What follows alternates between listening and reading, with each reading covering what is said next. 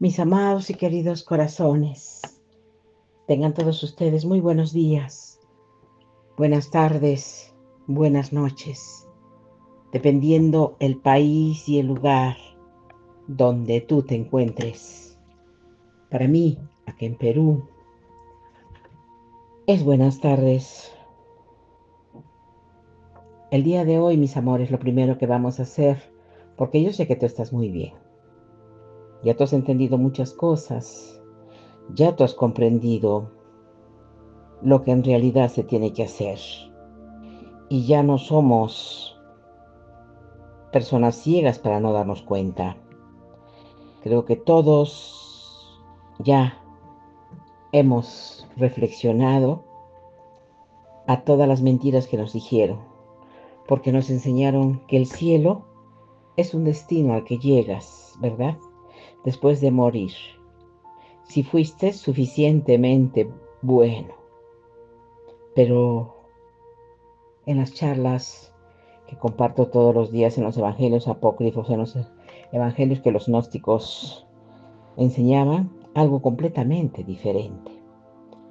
Para ellos el cielo no era una recompensa futura, era tu punto de origen, un lugar del que tú viniste antes de entrar a este mundo de fragmentación y olvido.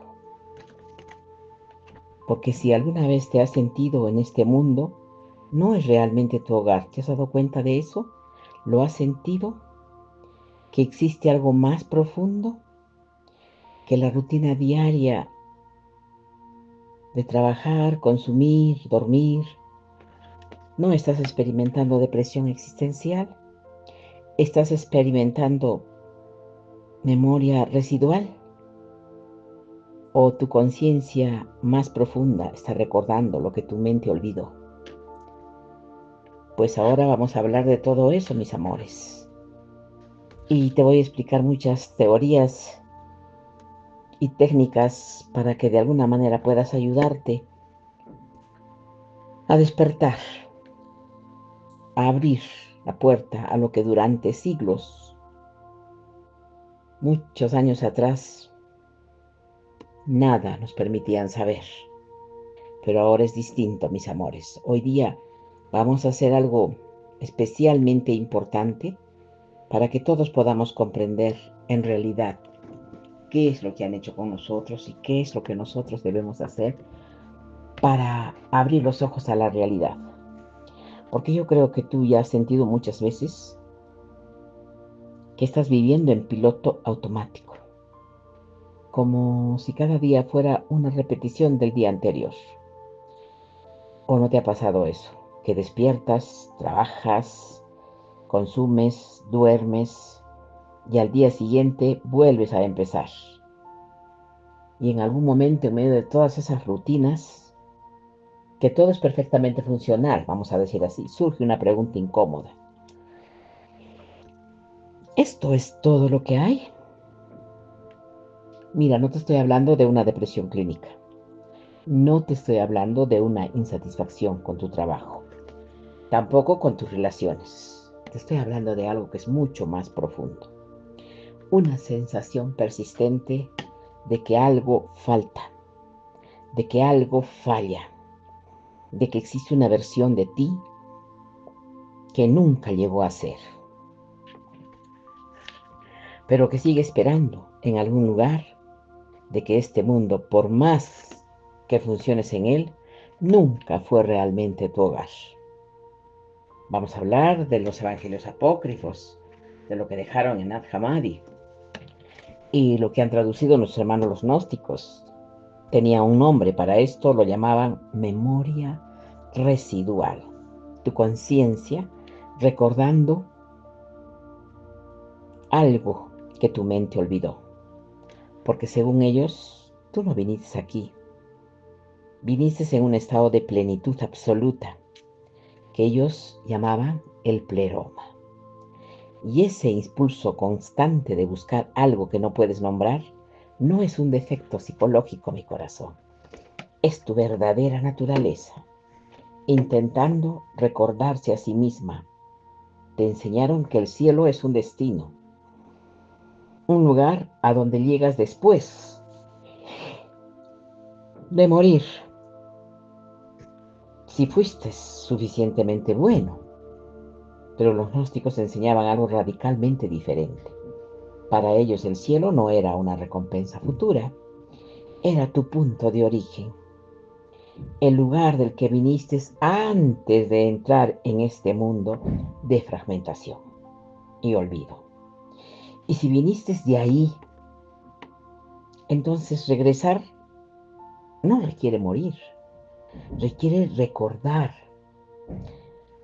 Hoy vas a ver técnicas concretas que comunidades enteras antiguamente la practicaron durante siglos.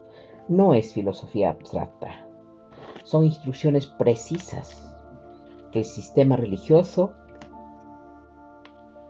lo enterró porque demostraban algo peligroso, que no necesitas intermediarios para alcanzar lo divino.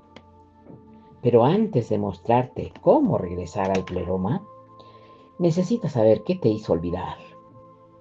En primer lugar, en el año 367 de nuestra era, Atanasio de Alejandría emitió una orden para todos los textos que no formaban parte del canon oficial debían ser destruidos, no porque promovieran violencia, no porque atacaran el Imperio Romano, sino porque enseñaban algo mucho más peligroso para las estructuras de poder. Acceso directo. Los textos gnósticos que circulaban en Egipto, Siria y otras regiones del Mediterráneo oriental durante los siglos I, II y III no requerían sacerdotes, no establecían jerarquías religiosas, no prometían salvación a cambio de obediencia institucional, enseñaban que la chispa divina ya estaba dentro de ti y que reconocerla era cuestión de práctica directa, no de intermediarios. Eso colapsaba toda la arquitectura de control, en ese entonces religioso. Si puedes acceder a lo divino sin instituciones, sin rituales controlados por otros, sin autoridades que validen tu experiencia, entonces, dime, ¿para qué necesitas la iglesia? Así que todos los textos fueron enterrados literalmente. Monjes de un monasterio de Nag Hammadi, Egipto, los sellaron en una jarra de cerámica y los escondieron en una cueva. Ahí permanecieron durante 16.000 años, siglos, perdón. Cuando los estudiosos comenzaron a traducir los textos, encontraron algo muy sorprendente. No eran especulaciones filosóficas vagas, eran manuales operativos, descripciones precisas de cómo funcionaba la conciencia, de cómo quedaste atrapado en este mundo y de cómo regresar al estado original sin esperar a morir. La diferencia entre religión ortodoxa y gnosis es simple. La religión te dice, cree en esa doctrina, obedece estas reglas, espera hasta después de morir y quizás serás recompensado. La gnosis te dice, reconoce lo que ya eres, practica la remembranza directa y la transformación sucede ahora. Eso no significa que la gnosis sea más fácil, significa que es más honesta. No te vende promesas de paraíso futuro, te ofrece técnicas para desactivar la identificación con este mundo mientras aún estás en él. Y estas técnicas funcionan. Por eso fueron enterradas. Porque este conocimiento te libera. No necesita validación externa. Se valida a sí mismo en la experiencia directa de quien lo practica. Pues los textos que sobrevivieron porque contenían un mapa de un lugar físico, sino de tu arquitectura original. Los gnósticos tenían un nombre para tu origen, lo llamaban el pleroma. La palabra viene del griego y significa plenitud, pero no se refería a un paraíso con nubes y arpas. Hablaban de un estado de conciencia antes de que se fragmentara un sujeto y objeto antes de que existiera el tiempo, antes de que hubiera en tu separado del resto de la realidad. El pleroma no es un lugar físico que puedas localizar en un mapa cósmico. Tampoco es una metáfora bonita o un estado mental que inventas con pensamientos positivos. No, es un estado ontológico real, una dimensión de existencia donde la conciencia existe en coherencia total, sin división, sin carencia, sin la necesidad de convertirte en algo más de lo que ya es. Piensa en ello, en ese estado natural de la existencia antes de que apareciera la fragmentación, mi corazón, antes de que hubiera aquí y allá, antes de que hubiera yo y tú, antes de que hubiera pasado y futuro. Conciencia, simplemente conciencia, siendo sin necesidad de definirse contra algo más. Dentro del pleroma existen lo que los textos llaman Eno. Son dioses en el sentido mitológico, no son ángeles que obedecen órdenes, son emanaciones vivas de la fuente primera, expresiones de cualidades divinas como verdad, sabiduría, mente. Piensa en ellos como frecuencia de conciencia, pura, cada una resonando con un aspecto diferente de la plenitud total, original. Todo esto emana del mónada, la fuente indivisible. No es un creador que decide hacer un universo, sino es una realidad que simplemente es y de cuya naturaleza desborda existencia. El pleroma es ese desbordamiento y según los gnósticos, tú también ahora bien, este mundo donde vives ahora tiene un nombre diferente. Los textos lo llaman, pon atención, kenoma, vacío. No en el sentido de que no existe nada, sino en el sentido de que está estructuralmente incompleto. Le falta la plenitud del pleroma. Funciona bajo principios opuestos, donde el pleroma es abundancia, el kenoma es escasez. El kenoma es tiempo lineal que corre hacia la muerte, donde el pleroma es unidad consciente, el kenoma es fragmentación perpetua, individualidad separada, compitiendo por recursos limitados. Y aquí está lo crucial. Tú no eres completamente del pleroma. Tu cuerpo sí está hecho de materia, sujeto a todas las leyes físicas, destinado a descomponerse. Tu psique, tu alma, también pertenece a este mundo. Es parte de ti, que siente emociones, que forma pensamientos, que construye identidad a partir de experiencias. Pero existe, mi corazón, algo más profundo. Los gnósticos lo llamaban neuma, tu chispa divina, el núcleo más existencial de tu ser. Y esa parte no es de aquí. Esa parte vino del pleroma y nunca dejó de pertenecer ahí. Por eso nada de este mundo te satisface completamente. Por eso puedes tener todo lo que se supone que debes querer y aún así sentir ese vacío, porque tu neuma no responde a estímulos que la kenoma responde a la frecuencia del pleroma. Y mientras tú estés identificado únicamente con tu cuerpo, tu psique, esa frecuencia estará inaccesible. Pero si realmente viniste de ahí, como terminaste aquí, y más importante aún, ¿quién te trajo? Para entender cómo llegaste a este mundo, los gnósticos contaban una historia no como mito infantil, sino como una descripción de un proceso cosmológico real.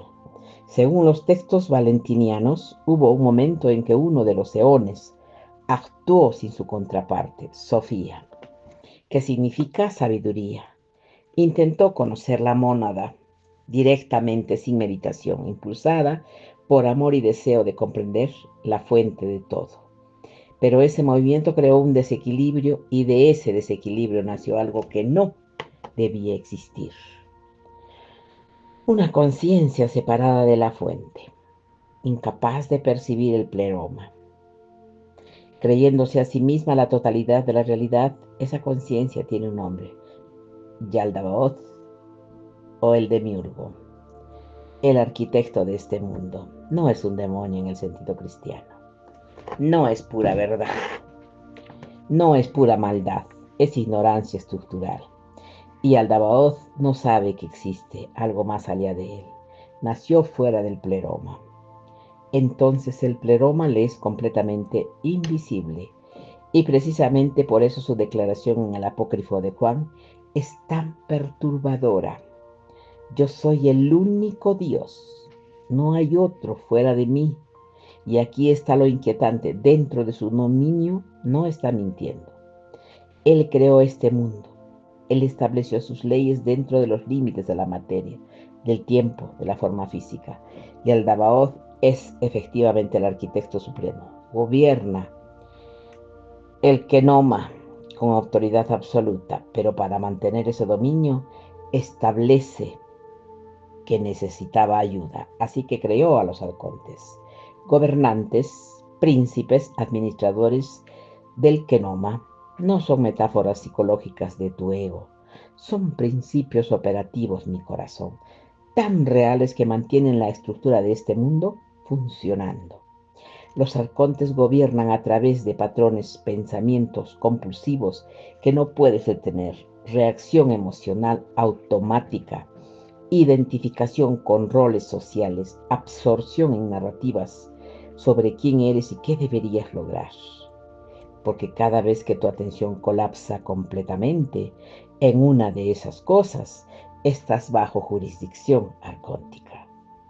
Su función no es torturarte, es mantenerte absorbido, porque un alma absorbida en las superficies de la existencia nunca mira hacia adentro. Pero recuerda, nunca cuestiona la naturaleza de la realidad en la que está inmersa. Y así es como llegaste aquí, no como castigo, sino como inmersión. Tu neuma descendió del pleroma, atravesando capas de densidad crecientes hasta envolverte en Saichi, en la psiqui y finalmente el cuerpo físico. Y en ese proceso bajo crucial se perdió la memoria. Los gnósticos llamaban a esto amnesia espiritual. No olvidas intelectualmente que existe el pleroma. Nunca lo supiste. Intelectualmente, para empezar, olvidas. Existencialmente empiezas a vivir como si este mundo fuera todo lo que hay. Como si tu identidad temporal, tu nombre, tu historia, tus roles sociales, fueran lo que realmente eres. Y en ese olvido quedas atrapado, no por cadenas externas, sino por identificación interna. Te conviertes en alguien y ese alguien necesita cosas, necesita validación, necesita seguridad, necesita significado. Y el queroma te ofrece versiones de todas esas cosas, nunca suficientes para satisfacerte completamente, pero siempre suficientes para mantenerte buscando. Pero aquí está la clave que el demiurgo no entiende. Tu esencia, tu neuma, nunca puede ser verdaderamente absorbida. Puede olvidarse a sí misma, puede cubrirse con capas de condicionamiento, puede identificarse con lo que no es, pero no puede dejar de ser lo que es. Un fragmento del pleroma, una chispa de la fuente, algo que Yaldabaoth puede rodear, pero nunca puede poseer. Entonces, estás atrapado para siempre. Los gnósticos dijeron que no y dejaron instrucciones precisas para que lo puedas lograr. Pero primero debes saber algo. Tú, alguna vez, te vuelvo a preguntar, ¿has sentido que este no es tu mundo, que este no es tu verdadero hogar? Como si supieras, pero sin poder explicarlo, y que tú perteneces a otro lugar. ¿Lo has sentido así? Es que si ya tú te has sentido en este proceso, ya comenzó. Tu neuma está empezando a recordar. Los gnósticos tenían una palabra para el proceso de retorno. gnosis, y es probablemente la palabra más malentendida de toda la espiritualidad antigua. Gnosis no es información, no es acumular datos sobre cosmología, no es memorizar nombres de eones o estudiar diagramas del pleroma. Puedes saber todo eso intelectualmente y seguir completamente dormido. La gnosis vive en tu cabeza, vive en tu reconocimiento directo. Tampoco es fe. No se trata de creer en doctrinas, ni tampoco de aceptar dogmas. Confiar en autoridades externas. La fe requiere un intermediario, alguien que te dice que es verdad, y tú decides creerle. La gnosis elimina el intermediario. Es conocimiento sin mediación, contacto directo entre tú y tu conciencia y la realidad de la que viniste, y definitivamente no es experiencia mística emocional, no es sentir escalofríos durante una meditación, no es ver luces de colores, no es tener visiones dramáticas o experimentar éxtasis temporal. Esas cosas pueden ocurrir, pero no son gnosis. Son fenómenos de la psique del alma, pero sigue operando dentro del queroma. La gnosis trasciende el neuma. El Evangelio de la Verdad lo dice así: el conocimiento del Padre es manifestación, no es algo que aprende sobre el Padre, es algo que el Padre revela en ti cuando dejas de bloquear esa revelación con tus capas de identidad construida. Gnosis es remembranza activa, es el acto deliberado de recordar quién eres antes de convertirte en alguien, antes de tener nombre, antes de tener historia, antes de tener personalidad o roles, antes de que la conciencia se contrajera en un yo separado del resto de la existencia. Y aquí está lo crucial: el demiurgo no puede bloquear este proceso. Puede crear distracciones infinitas, puede ofrecerte sustitutos, creencias reconfortantes, experiencias espirituales, emocionantes, identidades elevadas, como ser despierto o iluminado, pero no puede tocar la gnosis misma, porque la gnosis no opera en su jurisdicción. La gnosis ocurre en el espacio del testigo. Es parte de ti que observa tus pensamientos sin ser los pensamientos, que siente tus emociones sin ser las emociones, que experimenta tu vida sin ser la narrativa de tu vida. Esa conciencia testigo no es parte de la que crea, es tu neuma observando temporalmente desde dentro de la forma, y cuando esa conciencia se reconoce a sí misma, algo cambia en ti. No viajas físicamente al pleroma, pero nunca te fuiste completamente, mi corazón. Lo que sucede es que la identificación con la forma se debilita, y en ese debilitamiento lo que siempre estuvo ahí fue tu naturaleza pleromática, se vuelve perceptible de nuevo. Los gnósticos llamaban a este el retorno, pero es un retorno paradójico. No vas a ningún lado, simplemente dejas de pretender ser lo que nunca fuiste. Pero ¿cómo se hace esto en la práctica? Aquí es donde los textos se vuelven quirúrgicos. Los gnósticos no dejaron solo filosofía, dejaron instrucciones operativas, técnicas específicas, mi corazón. Ya me quedé donde quedaba. De comunidades enteras que practicaron durante generaciones, no como rituales mágicos, sino como ingeniería de conciencia, formas precisas de desactivar la identificación con la quenoma, y reactivar la memoria del pleroma. La primera técnica se llama anamnesis dirigida recordación activa, y está documentada principalmente, para que sepas, por los textos valentinianos, como el Evangelio de la Verdad. Funciona así: sientas, sí, en algún sitio en silencio, no para relajarte, no para calmar tu mente, sino para retirar tu inversión atencional del mundo externo y de tus narrativas internas. Creas un espacio vacío, y en ese espacio vacío, tú, solo desde donde te encuentras, formulas internamente una declaración muy simple. No soy este nombre. No soy esta historia. Soy anterior a esto. No es una afirmación positiva. No estás tratando de convencerte de algo. Recuerda, es investigación genuina. Estás preguntándole a tu conciencia qué era yo antes de convertirme en alguien, antes de que me dieran un nombre, antes de que aprendiera un idioma, antes de que formara una personalidad. ¿Qué era yo en el momento exacto, antes de entrar en forma? No esperas una respuesta intelectual, no vas a escucharla. Una voz que te diga, eres luz divina.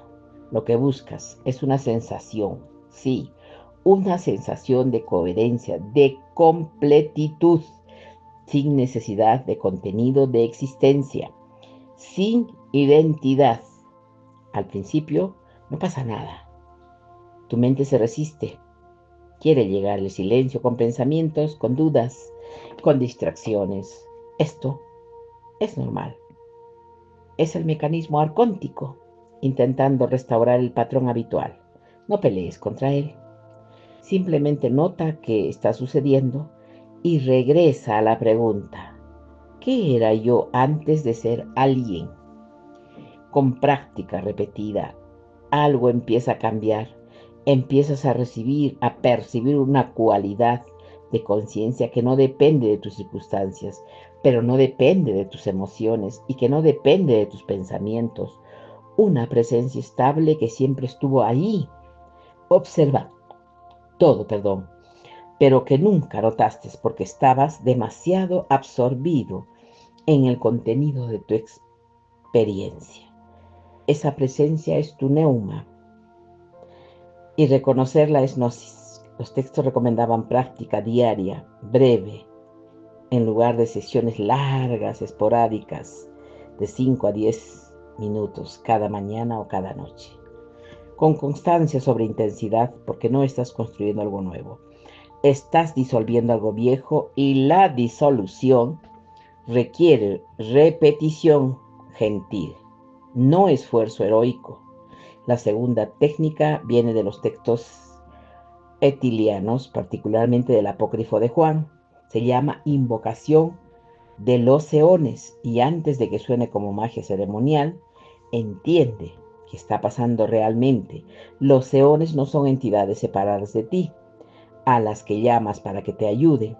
Son frecuencias de conciencia pleuromática, aspectos de tu propia naturaleza original que quedaron inactivos cuando descendiste a la Kenoma.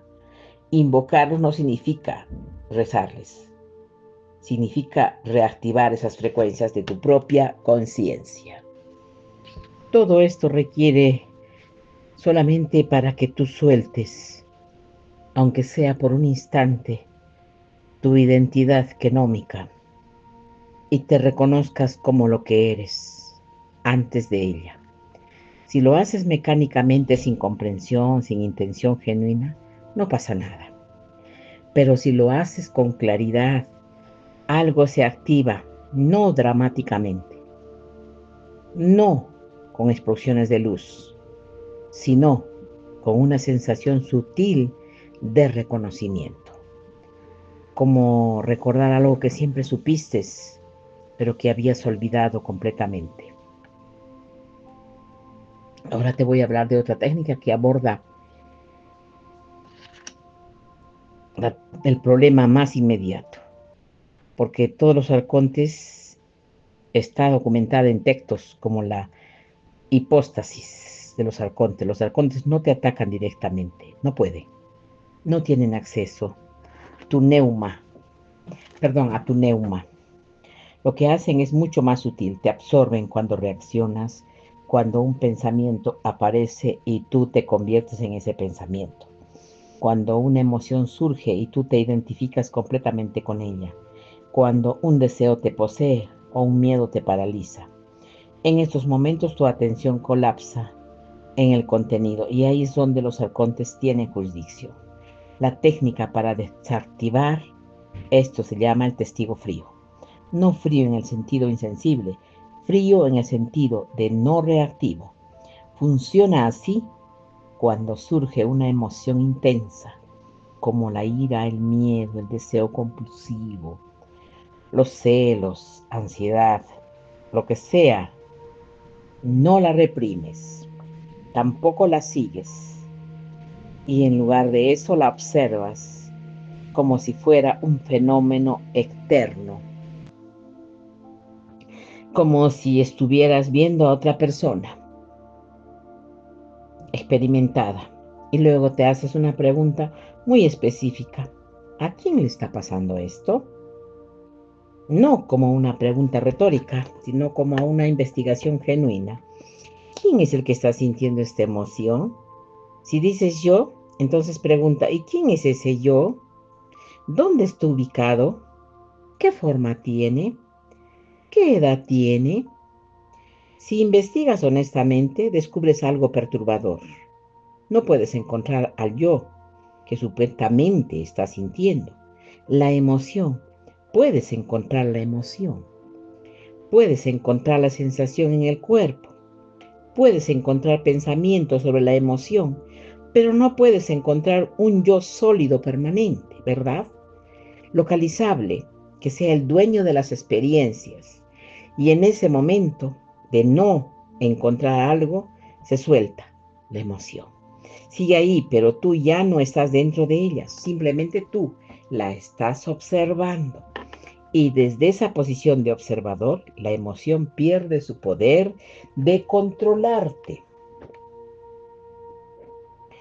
Esto es lo que los textos describían como atravesar las esferas arcónticas sin ser detenido.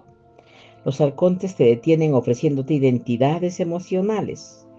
Tú eres la persona enojada, tú eres la persona asustada, tú eres la persona que necesita esto. Si deseas esa identidad, quedas atrapado en su esfera.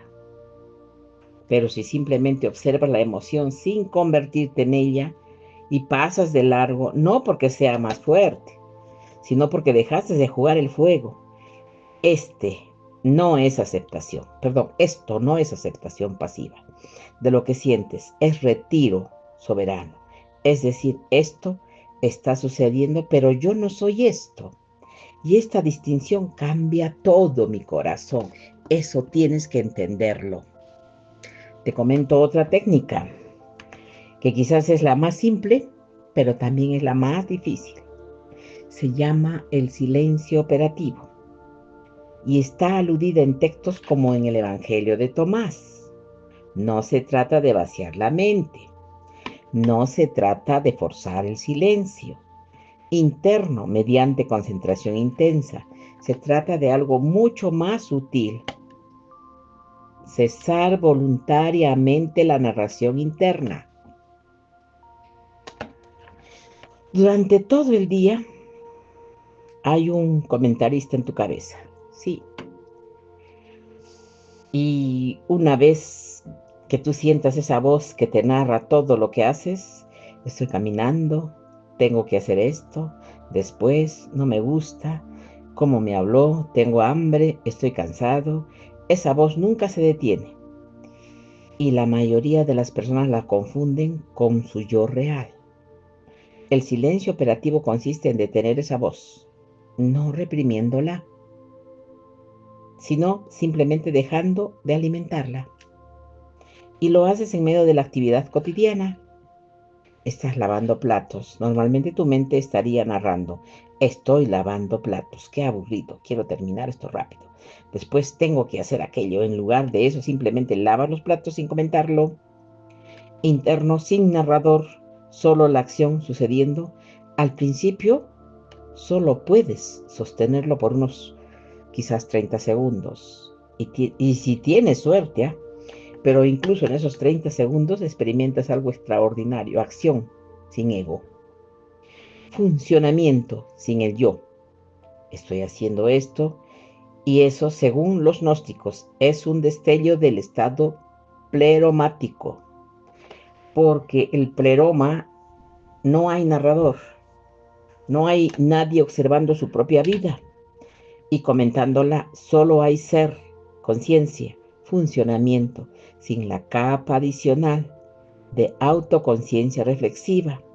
Con práctica, yo sé que todo lo que te estoy diciendo, puedes extender estos momentos y eventualmente el silencio se vuelve tu estado base. No porque obligues a tu mente, corazón, a callarse, sino porque la narración interna simplemente deja de parecer necesaria. Pues todas estas técnicas que te acabo de narrar son niveles progresivos, no doctrinas, que tú tienes que dominar una antes de pasar a la siguiente. Las usas según contexto. Anamnesis en la mañana antes de dormir. Vamos a hacer la invocación cuando necesitas reconexión estructural profunda.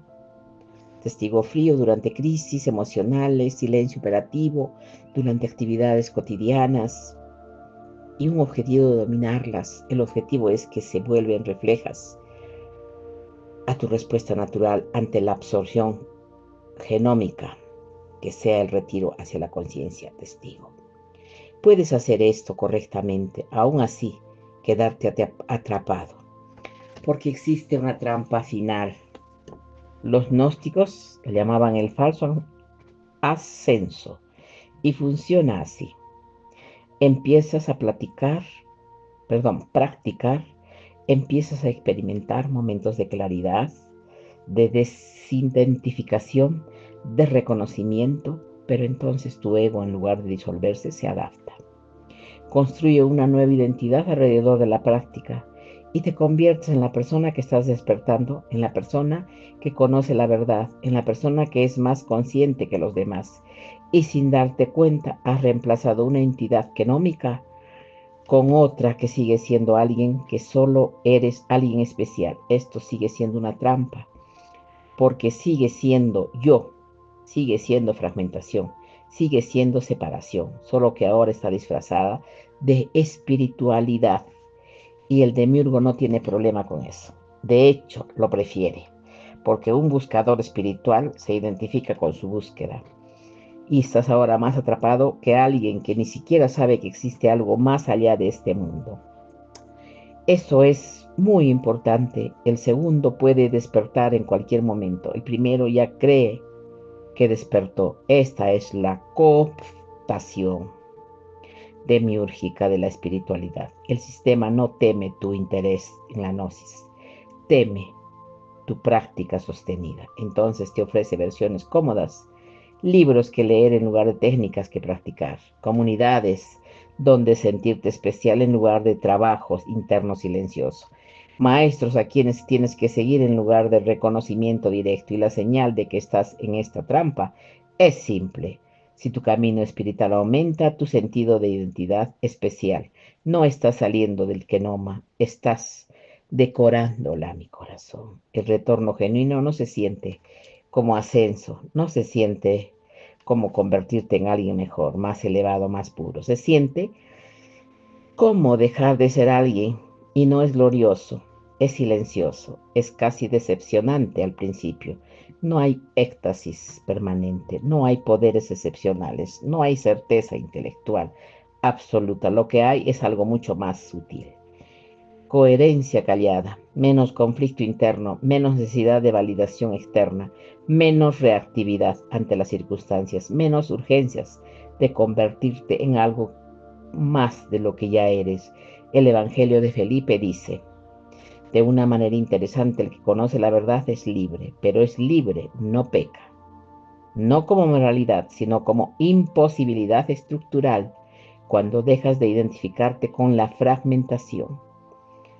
Hay ciertos patrones simplemente que dejan de tener sentido, no porque sean virtuosos, sino porque ya no respondes a los ganchos que los activan.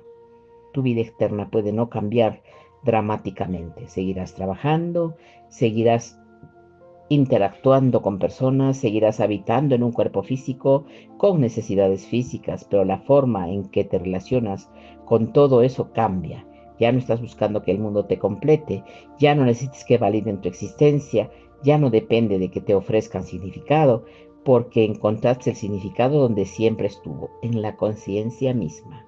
No en el contenido de la conciencia, sino en el hecho simple de ser consciente. Y esto nos lleva a la pregunta final. ¿Qué pasa después de morir? Los textos gnósticos son claros. En esto dicen que la conciencia que aprendió a desidentificarse en vida atraviesa las esferas arcónticas después de la muerte sin engancharse, no porque sea pura o perfecta, sino porque ya no responde a los señuelos que los arcontes usa. Los arcontes detienen a las almas ofreciéndoles cosas, promesas de reencarnaciones mejores, amenazas de castigo, identidades tentadoras. Serás un rey, serás un sabio, serás poderoso. Cada oferta está diseñada para atrapar tu atención, pero aceptar una nueva forma para mantenerte circulando dentro de la kenoma. Pero si tu conciencia ya soltó la necesidad de ser alguien, esas ofertas no tienen poder, no porque las rechaces moralmente, sino porque simplemente no resuenan. Ya tú aprendiste en la vida que ninguna identidad te completa. Entonces, ¿por qué aceptarías una nueva? Simplemente pasas de largo, no hacia arriba en el sentido espacial, sino hacia adentro, de regreso a la coherencia, de regreso a la fragmentación, de regreso al pleroma. Y el pleroma no te juzga, digno, no evalúa tu pureza, no examina tu historial de buenas acciones, simplemente te reconoce porque nunca dejaste de ser parte de él. Solo te olvidaste temporalmente. Es como una gota de agua que pasó un tiempo creyéndose separada del océano. La gota nunca dejó de ser agua, nunca dejó de compartir la misma naturaleza que el océano. Solo temporalmente se percibió a sí misma como algo aparte, y cuando esa percepción se disuelve, no hay función dramática, solo el reconocimiento de lo que siempre fue. Esto no significa que la vida física no importe, significa que importa de manera diferente, no como una prueba que debes pasar para ganar acceso al cielo, sino como una oportunidad para practicar la remembranza mientras aún estés en forma, porque es más difícil recordar después de morir, es más difícil distinguir entre los señuelos arcónticos y tu verdadera naturaleza cuando ya no tienes el ancla de un cuerpo físico. Por eso los textos insistían en la práctica durante la vida, no para acumular méritos espirituales, sino para entrenar la conciencia a no engancharse con familiarizarte con el espacio del testigo mientras aún tiene circunstancias concretas, contra las cuales practicar. Entonces, ¿qué haces con esto ahora? El cielo nunca fue un lugar de espera, fue un estado original. La condición de tu conciencia antes de que se contrajera en identidad, antes de que se fragmentara en forma, antes de que olvidara su naturaleza, el demiurgo gobierna la forma. Los arcontes mantienen el momentum de la identificación, pero ninguno puede tocar la conciencia misma. Tampoco puede influir en pensamiento, tampoco puede moldear emoción, tampoco puede organizar materia, pero no puede alcanzar el silencio detrás de las experiencias. Ese lugar pertenece al pleroma y siempre te perteneció a ti. La gnosis no es creencia, es práctica de remembranza, anamnesis para recordar lo que eras antes de ser alguien. Es necesario que te des cuenta de todo lo que te acabo de decir, mi corazón.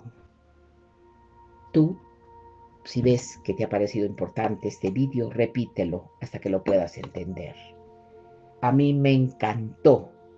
Por eso es que te lo he compartido, para que te des cuenta que de nosotros depende volver al pleroma. Para mí ha sido un placer estar con todos ustedes. Besitos. Los amo, mis amores. Hasta prontito. Chao.